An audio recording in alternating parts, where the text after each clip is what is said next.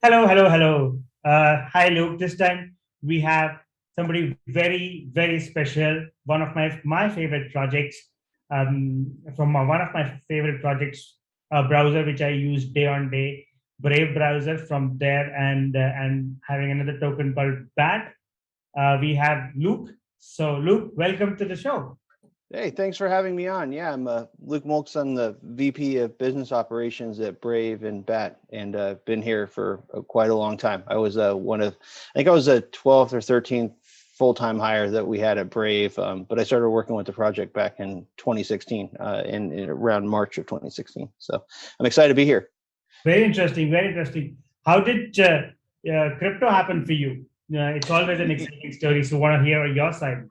Yeah, no. So I kind of, I think, especially at the time, 2015, 2014, crypto kind of found me. I was in advertising and always having an interest in kind of, what's going on in the digital landscape. And at the time, Bitcoin was kind of, had been around for a while, but wasn't. It was the one I was most familiar with, basically, back in 2015, and then I kind of fell into Brave, and Brave was using Bitcoin as a way to do publisher payments at the time. It was just all kind of in the design phase, but yeah, that's where So my history with Bitcoin goes back to about 2015. Very nice. And have you been always in the advertising and online advertising and browser spaces? Oh, it's interesting. So, like, I started off in media, on the media side, in book publishing, print publishing at first, doing production work, and I always was kind of doing things on the internet, and early days of just kind of HTML coding pages, and Web 2 very early, and so I was always interested in the web, but I kind of started with print media, and then I got into publishing, and then everything became digital, and then I started doing a few startups of my own, and then I kind of fell into advertising after that in around 2011, and it was right in an interesting time with advertising too, because Google was just starting to really kind of pick up momentum with they bought DoubleClick, this big ad server back then, and so I saw there the whole rise of programmatic advertising, and how that impacted the startup space, and then how that kind of got way out of control, and then I kind of saw what Brave was doing. I just happened to kind of stumble upon it, and it seemed like the first real kind of solution, to a lot of these problems. That wasn't just like, oh well, users are using an ad blocker, so here's how you can make some pennies off of forcing ads on them, even though they don't want that. There weren't very many solutions in the market at all. There weren't any really that tried to really kind of address the whole problem, and from the user's point of view, from the publisher's point of view, and then from the browser's point of view. And so I saw Brave doing what Brave was doing back then, and I decided to kind of start working with them a bit. Very, very, very cool. And just to get a little bit more understanding of your role, what is business ops? What do you do on a day-to-day basis? No, it's a great question. So I started at Brave as kind of a ad tech specialist, because that's where I was a director of ad products at my role prior to coming to Brave, and so I worked with Google and a lot of these big publishers, and kind of selling the ad server technology to the publishers. And then we also did service work. So anytime there was like a new ad product that would come in, I would work with our operations and sales and development teams to kind of get everything running, right? And I came to Brave, and so a lot of the initial work I did at Brave was around kind of getting around people that were trying to circumvent advertising or ad blocking, right? So there were a lot of companies that were kind of, or publisher sites that were trying to kind of, go against the user's decision. So a lot of my work was spent kind of focusing on those problems at first. But then I started working on the white paper for BAT, and that's where I came in. I had a lot of expertise in advertising and kind of how the industry worked, and what the real problems were. And so I started working with the team on the white paper, and then we were, especially at the time, it was over 90% of the company was engineering, and so our CBO and I were like the two people on the team that could go in and start to do business types of deals. And so I started working closely with our CBO, and it all kind of was iterative. So, early it was about kind of just getting partnerships on to kind of get them familiar with what we were trying to bring to market. And then as we built up the ad server and as we built out all these other pieces of the Brave ecosystem, getting things operational became, more and more of a pressing need. And so what my role is here is to kind of focus on, like, okay, from the business side of things, like business operations, like, okay, everything from advertising operations, like running campaigns, to like making sure that if we have new products that come out that deal with revenue, that we are making sure that we can account for the revenue and making sure that we have things as automated as possible, et cetera. So a lot of my work's around kind of just making sure that, the trains are running on time, but a lot of it's also around like, look, we've got this really interesting thing here where you've got a mix of privacy by design that our engineering, design, and development teams have been building into this product. And then you've also got the ability to, do business in that environment, right? So ways that we can use a token and kind of create new value opportunities for our users, but also like show businesses, hey, here's a way that you can not only like use these blockchain-based services for what you're doing, but also do it with the best privacy in the market. And so there's still this kind of like a little bit of development, like business development role in what I'm doing now, because this is what I was a director of business development before I came into, we started the business operations division in Brave. And so, quite a bit of development work still, but also just kind of making sure that all the business stuff is working and that we have a team that's ready to scale a lot of the business as we go forward. Yeah, perfect. This is great. And one thing which in your conversation, I kind of understood and it is kind of implied. So I want to clarify on that. So did for Brave as a company, did the Brave browser come first and the back token came later, correct?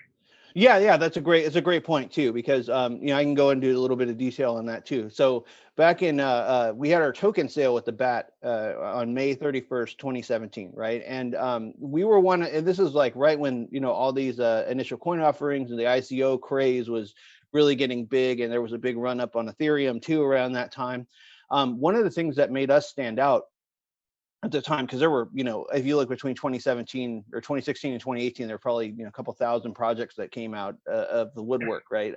And so we were one of the few that not only had like a working product, but had a working product with users that already was using Bitcoin integrated with it. And so we kind of had this running start. And then we had this team with Brendan Ike and Brian Bondi and Jan Zhu, all these like really influential people that had done a lot of really excellent work. And so what made Brave stand out was that we had this product, that it wasn't, so much of what was happening at the time was kind of vaporware and selling, white papers basically to people and hopes and dreams and all of that. And what we were doing was like, look, like we already have kind of a working functional proof of concept. Let's on the publisher side, let's transition that to BAT, and then let's build up this ecosystem with private advertising and all these other angles. So that's what stood us apart from everybody, was kind of that we had a working product, that we had a serious team that was working on that product already, and that we were already getting users with that product. And so the product's changed quite a bit from then to now, but it was one of the things that kind of drew me to Brave too initially, was that these are serious people and they have a real project that they're working with. Perfect.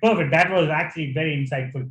I actually want to spend more time on this because this is not usually how a lot of crypto projects do these days. So a couple of questions which come from here. One, before the token sale, which you're talking about 2017, May 31st, there was a product. So how was the company funded till then? How did the company initiate and reach the level of getting to a product? Yeah, and that's a great question. So we had some initial angel seed funding that we had, and then we had a round that we did with some VC round, like initial, like early stage round. And so we had some runway there. And it was an interesting thing about doing the token sale when we did it too, was that, this was very new for everybody in the space. And so, it probably saved us from having to do additional rounds because we were able to fund the development of the project partially, at least through the token sale. But yeah, it was Silicon Valley kind of like startup story. Yeah. And what we were doing, what we were doing too was kind of open source too. So we had a lot of, we at the time, we weren't forked over on Chromium on the front end, but we were using Chromium on the back end. And then we used our own kind of Electron fork that we called Muon back then, before we did the Chromium front end fork, which happened a couple of years later. So part of this was using open source, technology and ethos, and then, a little bit of initial investment to kind of get things going.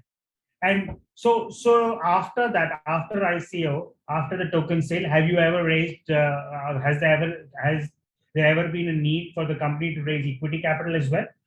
Yeah, we did. I mean, like it wasn't immediate or anything, but we're one of those projects that's been around for a little bit longer than some of these other blockchain-based projects, right? So like Brave started in 2015, and here we are in 2021, and so there was a period of time there where we weren't really focused on having to raise funds, but at the same time you're building more product and hiring more people, and the burn rate goes up, and so we waited for a while, and then we did another round, and then and it's kind of just growing the company from 12 people to over 100 that we're at now. I think we're at 120-ish roughly people, but the funny thing is that that might sound like quite a leap, but if you look at I think Chrome security team on their browser is like over 100 people. So it's kind of this like blend where there's always this idea that or this narrative and focus that we're kind of like David chasing Goliath, with the big tech, but at the same time also trying to kind of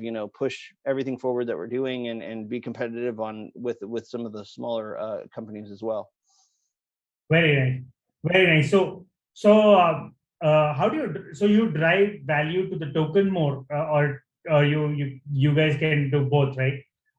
There are models which exist in which you can drive value both to equity as well as to token.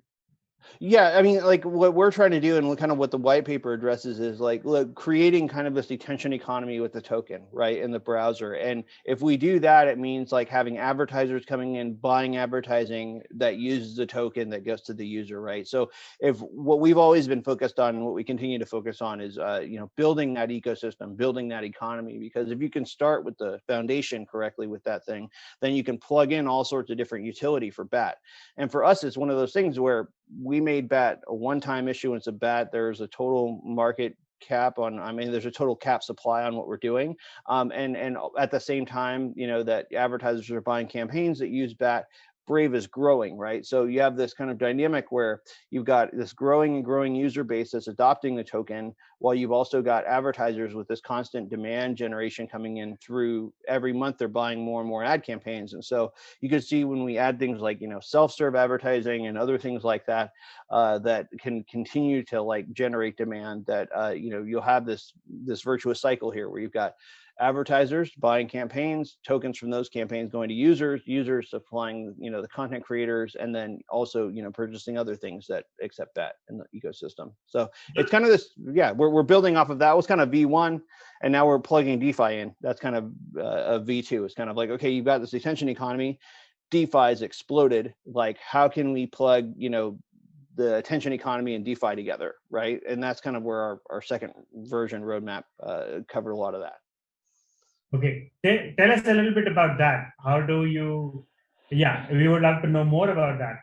Yeah, sure. So in February, we released a roadmap version 2 for BAT, and I'd encourage anybody to take a look at it on the brave.com/blog. You can go take a look at our roadmap version 2. But it kind of takes what we did with this foundation where you've got users getting rewarded from advertising, publishers getting and creators getting rewarded from users, and then plugs in like, okay, well, if I'm Brave and our sales team's trying to sell advertising to a brand, that brand is also advertising on Facebook and Google and everywhere else. So it's a competition for ad dollars, right?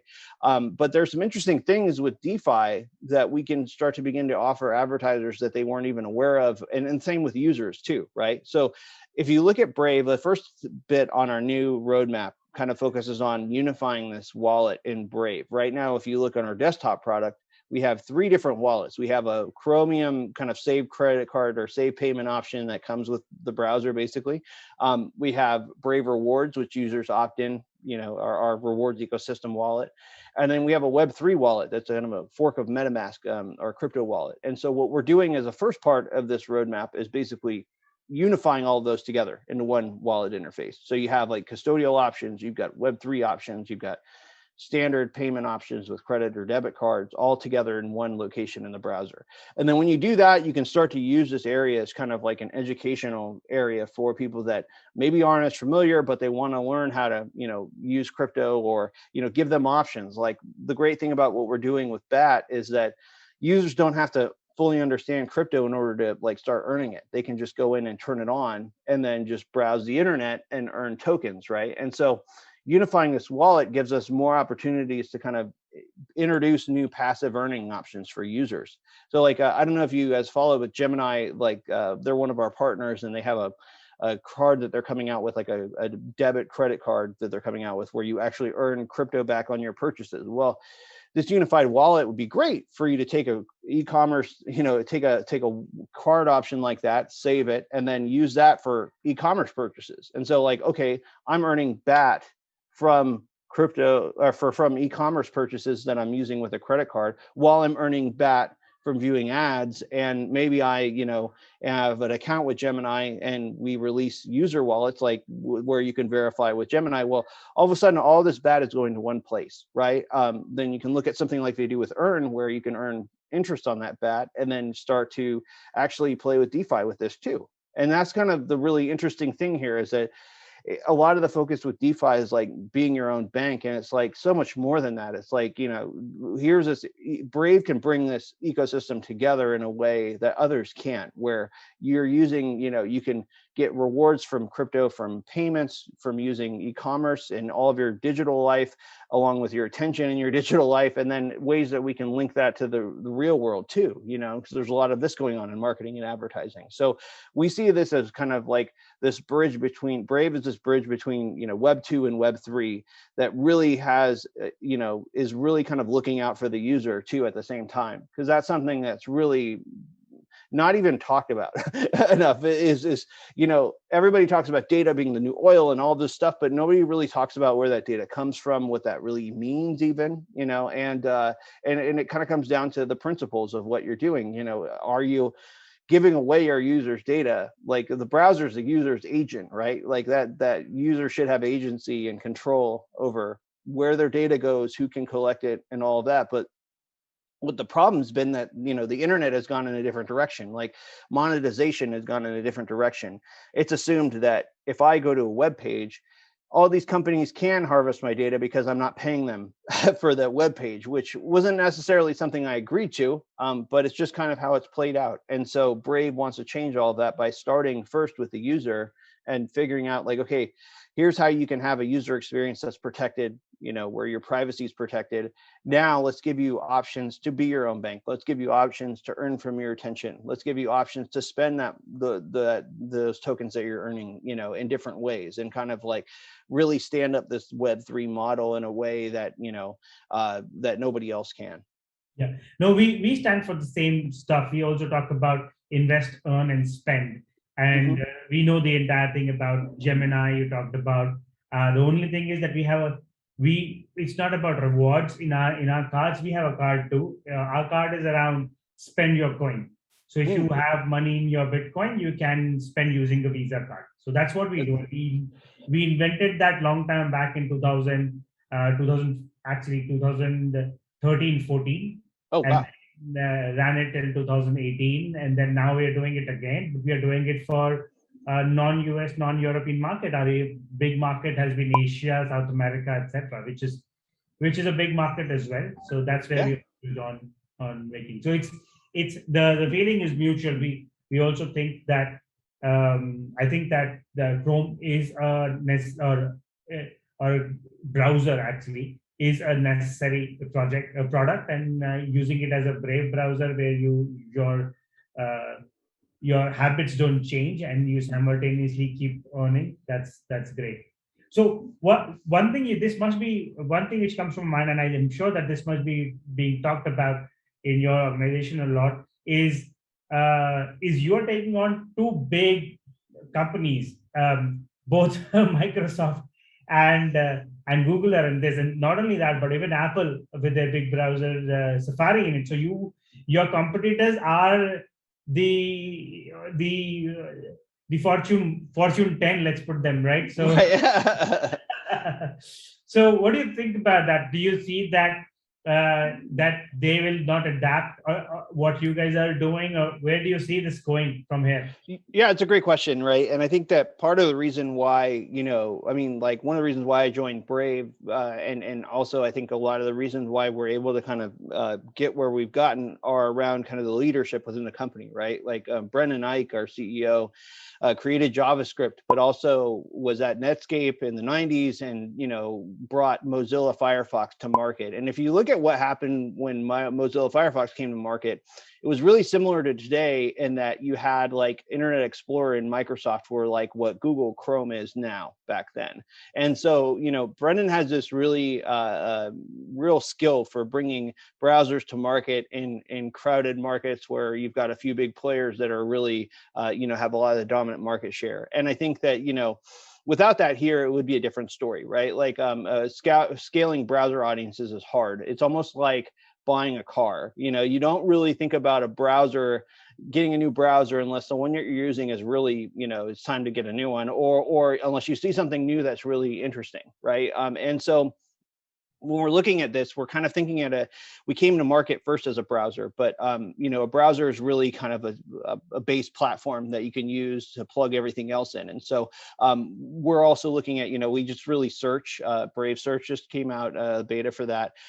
And so, what we're really looking at Brave as is kind of like the super app for, privacy and kind of these user first principles that you can, either fully convert over to. So like, how much of my Google life can I bring to Brave? And then what can Brave offer that's realistic, right? Like that will, stick with our ethos and maintain privacy and bring crypto into it and all of that. But also, what are areas where we can improve upon privacy in areas where we can't necessarily bring a new product to market. So it's a challenge to balance out, okay, there's a lot going on. There's a lot of different projects going on, but like making sure that those, core elements are where a lot of the focus is. And then what can we do with partners and on our own to add value to that? So I think last summer, about a year ago, we worked with this partner, Guardian, and we introduced a VPN for iOS.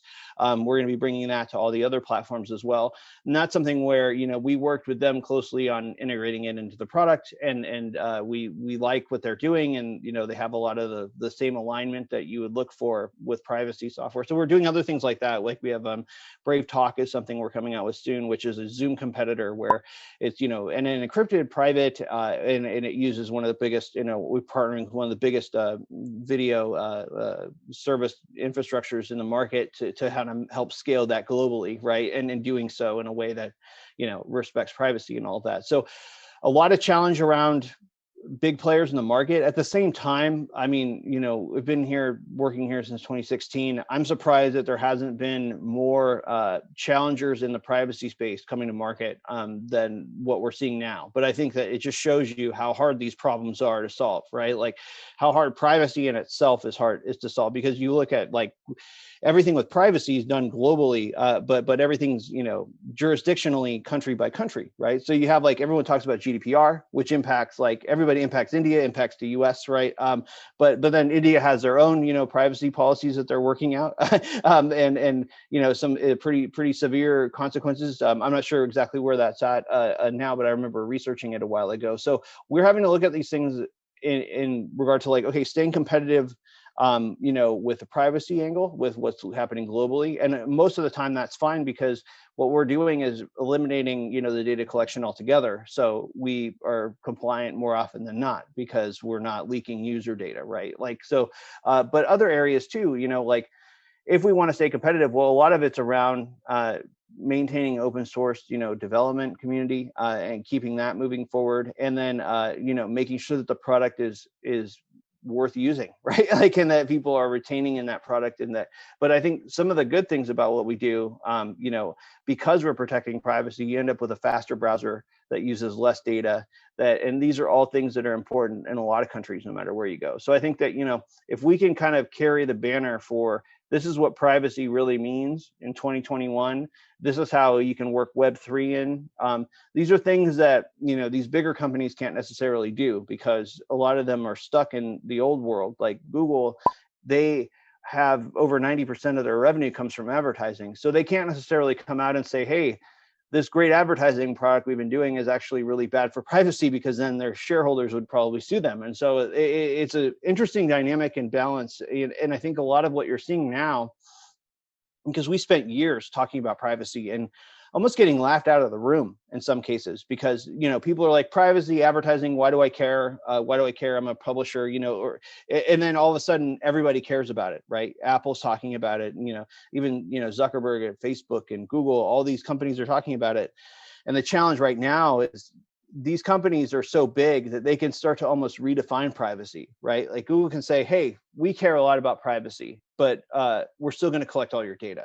And it's like, well, that's not really it. I'm sorry. Like, you can't really redefine what privacy means, but that's what's happening a lot. So the challenge has been to kind of like, one, maintain, the standard that we've been putting out there around privacy, and two, making sure that people know about it and making sure that the experience is also really good. So it's a balancing act. But I think that, if we can keep delivering to key things that people want, and then we can add in token utility on top of that, so that it's almost like it's just part of the service, right? Like, and users, of course, will opt in because we want it to be an opt-in environment. But the more that we can kind of almost put crypto on the background as just like a part of this thing that's running, the faster this all adopts. And if we just keep delivering what we're delivering and focusing on the areas and issues that really matter and solving those problems, I think that the users will come, and they are. I mean, like we keep just growing month over month, and right now is a really interesting time, because now people are talking about privacy, but users are actually starting to get upset about what's happened with privacy. And so it's like, once they start to discover these things, they're like, okay, am I helpless, or what can I do? Like, are there products that I can use? And that's where we can come in and say, look, yeah, like here's you can move all your bookmarks, you can move everything here in about a minute. We can get all of your stuff converted over and just switch a couple things on, and you're running. And this is the new web, right? Like, and that's what we've been spending a lot of time on. And we actually get a lot of flack from people for not promoting the token more. And a lot of what we're doing, it kind of falls to the question of earlier, where it's like, we were a bit different from the beginning in that we had a product. Our focus has always been on growing that product. And if we can grow it in the right ways, then people will come, and you'll have a viral effect, and we'll market more, of course, as well. But it's about building it from the start. What comes to my mind is that, what is the conversation which you have internally? Are you guys focused on driving more value to the token holder and bringing more utility to the token? Or is the token just an incentive model for user acquisition and user retention?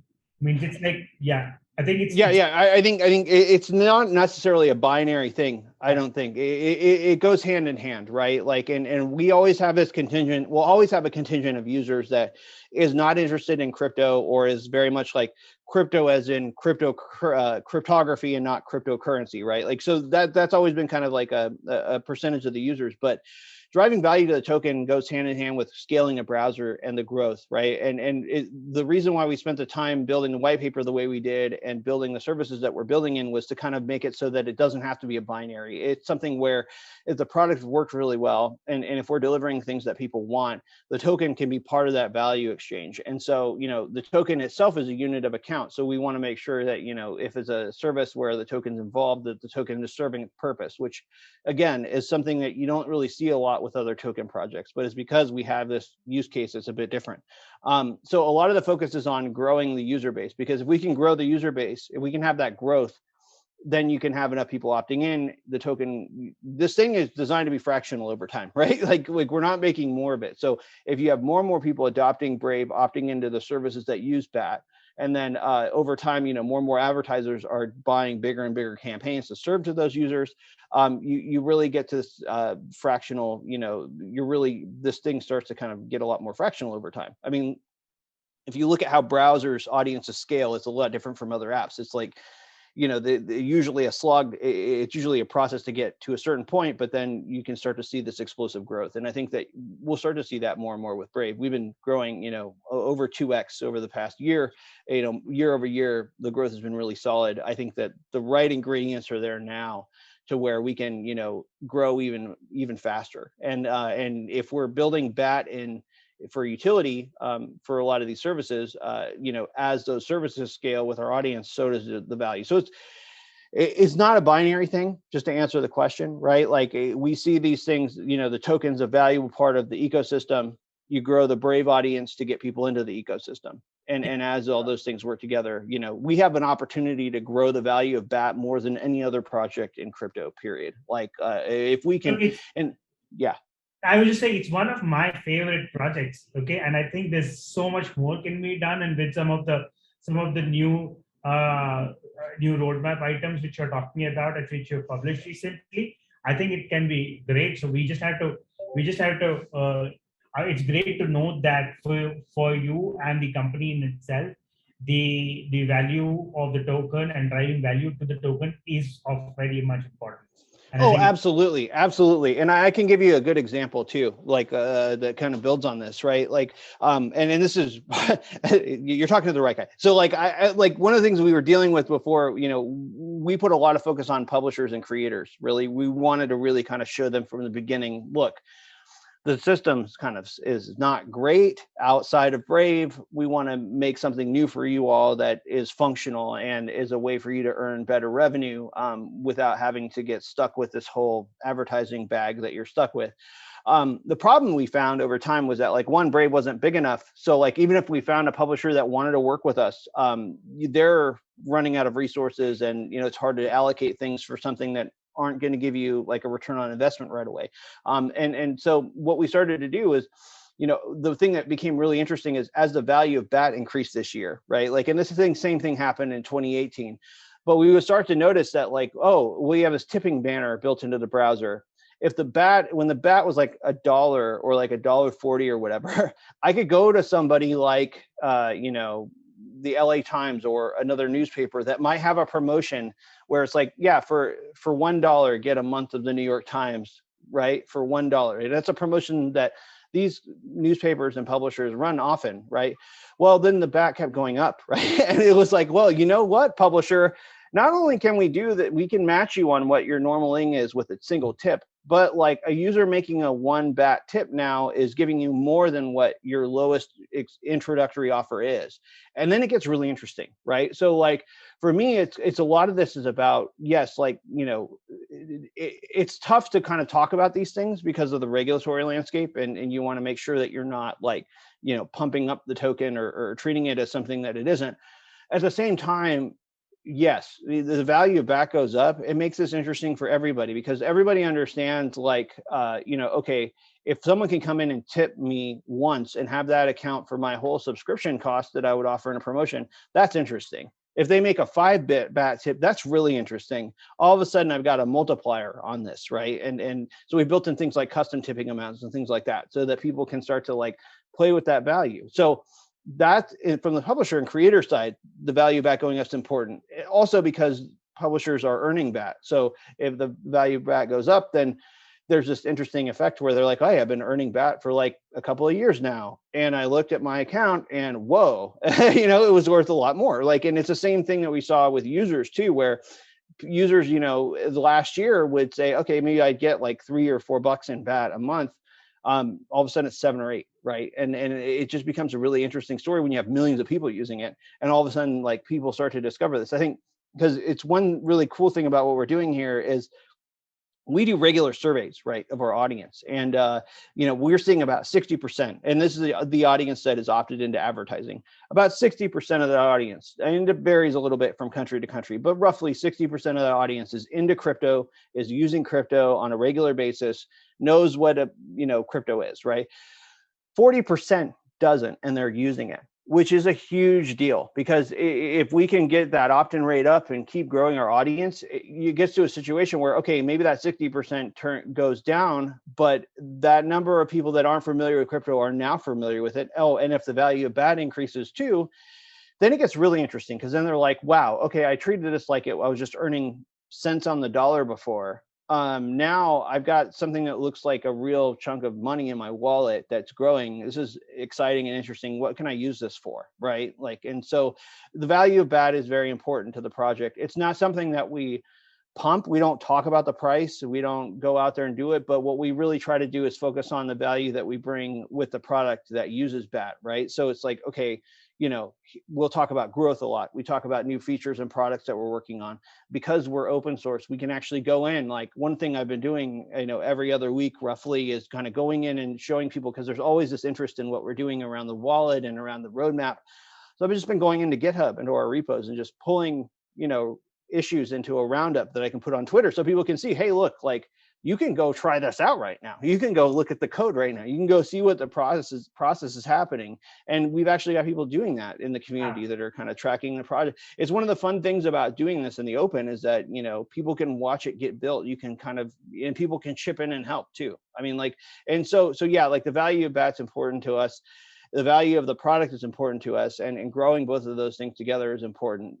And as a project, we have to be careful with how we talk about that. But if we're promoting the product and the value that we bring with that, it's usually okay. I mean, like, and the tricky part, a year or two ago, was that we didn't really know how we could talk about it in the best way, that because there was so much uncertainty. And you're in India, right? Like, there's been a lot of recent uncertainty around crypto markets in India, right? Around regulation, like, what's this going to look like? And we always hear about China, like, every bull cycle, China loves crypto, then China bans it, and yada yada. Right? So there's a lot of this uncertainty that's in the market.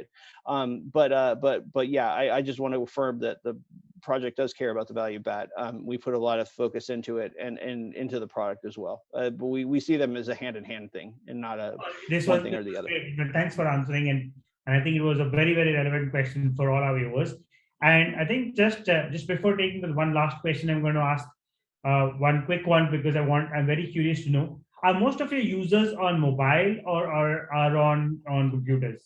That's really interesting. It's about it's almost a 50-50 split between desktop and mobile. But on mobile, it's primarily Android users. And then on desktop, it's primarily Windows users. And then Mac OS and Linux is a third.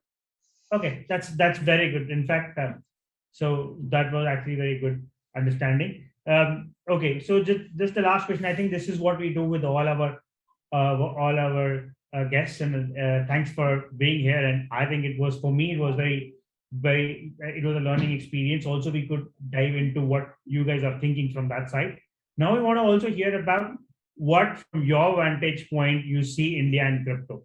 From your company's point, from your own vantage point, from where you are sitting, what do you see? How do you perceive? What do you see? And what do you hear? Yeah. Oh, I think, India and crypto, India and growth with Brave is, we've had a good amount of users in India, and it's usually been on the mobile side, because Brave is offering you something that's faster than Chrome, but you're saving data, you're saving battery life, right? Like, these are important things especially for in countries like India, where you have a lot of mobile users, and with the telco, situation in India too. Value is always, if we can save users battery life and data bandwidth and all of that on mobile in India, we're doing something good. I think one thing that's been very, very top of mind and important to me, like, as part of this whole thing with BAT, and others in the project too, is if we have a situation where a user can earn BAT every month, and that BAT can have a meaningful value, we're doing a lot to positively impact the lives of those people, in other countries. In the US, you might have a user that's like, okay, $2 or $3, but like, you start getting to Southeast Asia and Asia and, Africa, South America, even Europe, et cetera, like, it can go a long way, and it can be like, and we have people that have like full day's meal, right? $2 is right. Full day's meal. So, and there's a virality too, where it's like, we had a referral program that we used for a couple of years, where we had people that were making a good amount of income off of that, especially in outside the US too. They were like, look, I've been able to dedicate a lot of my time to just growing Brave, which is awesome because we love that, right? Like you get people that are passionate about it. Like you can't pay for that. Like and that's been the challenge. But like my whole team basically are all people that started working with Brave because they were into Brave, and then we found really great fits with them within the company, right? Like, and I think if you have somebody that just naturally cares about this, or you can show them the value and then they see it and are like, whoa, okay, I don't see anybody else doing that for me. Like, you mean that this is my data, right? That's where we're at right now, because like people don't even understand necessarily that their data is their data, right? Like, and what does that even mean? What does data mean, right? Like, but I think, if I look at India, we've got a good amount of users there. I think we have not really tapped into that as much as we could have. And we've been working with some companies there on trying to get a bigger footprint. So I think that in India, you can start to see more and more traction around Brave, because we deliver on a lot of those value points. And I think I mentioned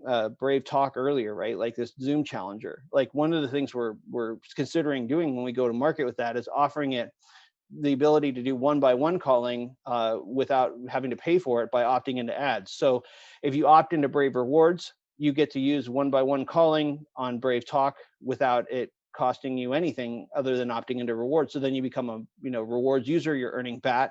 We're bringing utility to BAT. Well, we're also giving people a free service that they can use in a place where we're not dealing with like watching your minutes in the US, but in other places you are, right? Like, and if I can give you an option to have unlimited talk with your family and friends, and all you have to do is opt into Brave Rewards, where you're earning BAT for viewing ads that aren't bad for your privacy, that's a pretty good deal. Like, and I think that there's things that we can do, and we're working with people in India to kind of like, because it's a global thing, right? Like we've worked with a lot of people in Japan, we've worked with a lot of people in Europe, we're working all over the world now. But the cool thing about what we're doing is we can go into a different country and look and see, talk to people that are there and be like, hey, what's on top of mind to people in India? How can we twist the value to show people, okay, we're saving you money on your data here, we're bringing you additional value with BAT you weren't getting before. What does it start to look like in your normal life, right? Like for a month, if I use Brave for 3 months in India, does that mean I've saved X amount of bandwidth? I've saved this much money, and then I'm using this talk service and I'm earning BAT, like life-changing stuff. And so I think that this year we're putting a lot of focus on India. Like, what's the best value prop, the best messaging? We'd love to hear from your audience too on this. Like, I'm just Luke Mulks at Twitter. DM me whenever you want. Like, if you have ideas for how we can help to scale in India, because I think India is such a huge market. It's a savvy market and it's a connected market. And I think those are those things. The really interesting thing, I'm sorry to go on a tangent here, but like one of the really interesting things that I've been seeing is, this El Salvador announcement with Bitcoin, right? Where they say, okay, we're going to make Bitcoin legal tender in El Salvador. And you start to dig in, you're like, this is really cool.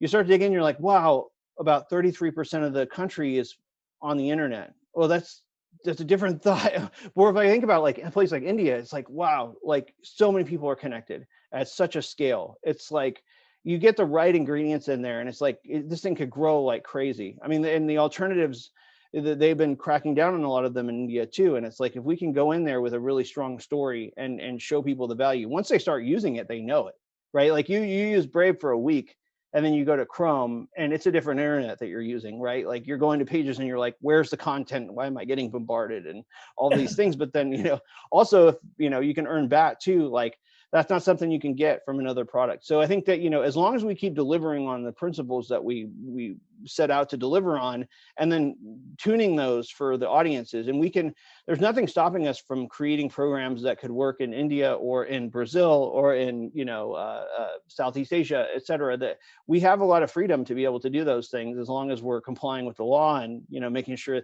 That's the thing that's been, we were a real product before we had a token sale. We got a lot of flack from people for not being decentralized enough, or, and not, being pure enough. And I think that we actually have something to lose here. If we start to get too cowboy with how we do things on the regulatory side, there's a real risk to our business. And we can't just go out there and say, hey, totally permissionless, yada, yada, when you have to deal with, oh, well, there are banking regulations and we cannot, do things that are illegal and that could be sending money places that it shouldn't be sent to, right? Like so we've always had to be a little bit more cautious, but we've never slowed down on what we're doing. And I think that, I see frustration sometimes from the community with like, okay, this new feature, why doesn't it have BAT? Or, why aren't you guys more focused on BAT or whatever? And a lot of this is like, well, we have a limited amount of people. If we can build the features in, whether they have BAT or not on day one, we can begin to put BAT in them like over time. And I think so much of this is on like prioritizing, work and resources and making sure that like, okay, you've got people focusing on these things that are really important that can help you grow Brave. Then we can plug BAT into them if it doesn't have it on day one. Or thinking about BAT, it's like a global token, but you're dealing with exchanges, you're dealing with rules in different parts of the world that aren't uniform. And so, sometimes it does take a little bit longer to have a go-to-market with BAT than it does for other things, just because we have to make sure that we're being compliant everywhere. And so, hand in hand. But I think that like what we're trying to do here is, Brave's a global company. The internet is global and beyond someday, right? We want to be a central part of that, and we want to be protecting users, and we want to be bringing value, and we've got a great running start. And I think that this roadmap we've got, between the decentralized exchange aggregator that's going to be in the wallet, the stuff that we're doing with the Themis around progressive decentralization of the advertising platform, that can apply to everything else that we're using the token with too. It's an interesting time right now. You've got EVMs, you've got L2s, you've got L1 solutions that are getting really interesting. Ethereum, going to E2. There's a lot going on, right? And a lot. And with us, it's like we want to try different things out. We want to evaluate. We want to see what's going on. But with us, it's like what decisions we make around that take a little more time sometimes, because you've got so many people using something. It's like kind of like, I don't like using this example, but I'll use it anyway. So you have that ship that got stuck in the Suez, right? High winds, right? And having a canal that's too narrow, but that you can go in most of the time. You have to kind of plan the course, right? Like with us, it's like, we see what's going on with Web3, with L2s, L1s, all these things. There's a lot of us on staff, like myself included, are in there playing with these things on a daily basis, right? But with us, it's also like, okay, what I do in my spare time is different than what I do that might go out to 33 million people, right? So a lot of focus has to be on like, okay, are these new services, is it something we can adapt with? Can we use privacy with it?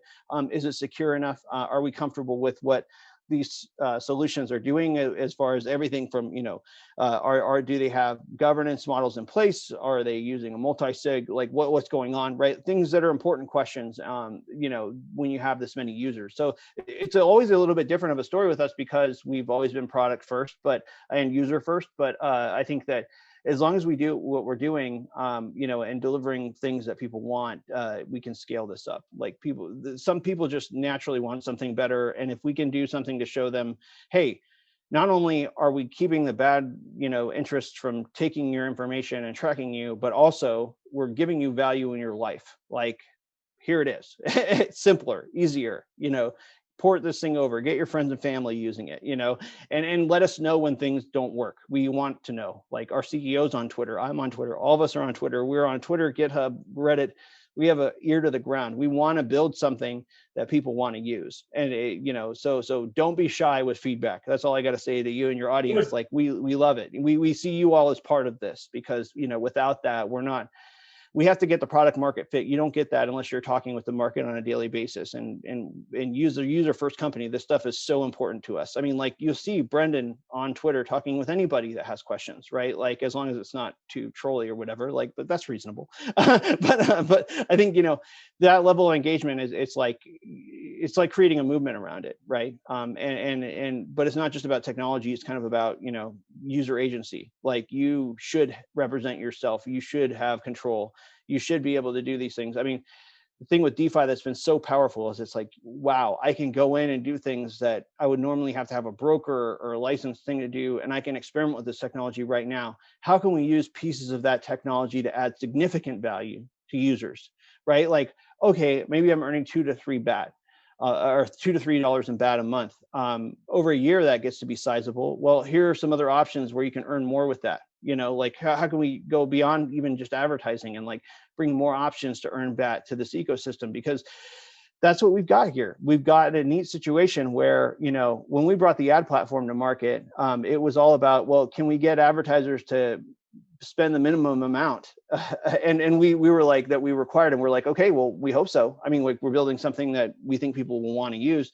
We went from that to like now where we have crypto companies that are building their whole marketing strategy around Brave, because we can bring them enough quality users to grow their product, right? Like, it's a different dynamic now. And so like making sure that like we pick the right, partners, and we pick the right path and all of that. But I think the roadmap covers that. Like, it covers kind of our focus. It's like we've done a lot on the foundational side with bringing an attention economy to market.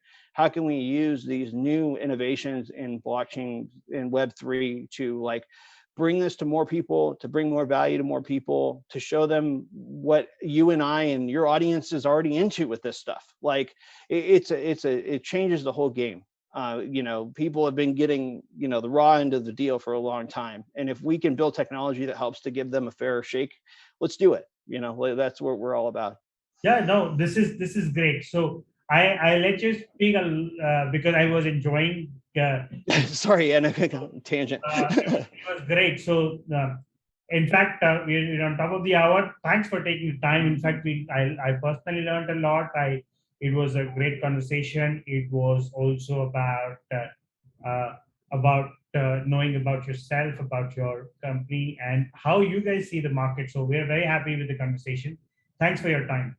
Yeah, thanks for having me, and I'd love to come back too and do check-ins, with you all as we progress too. Yeah, what we will also do is we will set up another time, because we have our own company, and we think that there are some synergies which we can work with.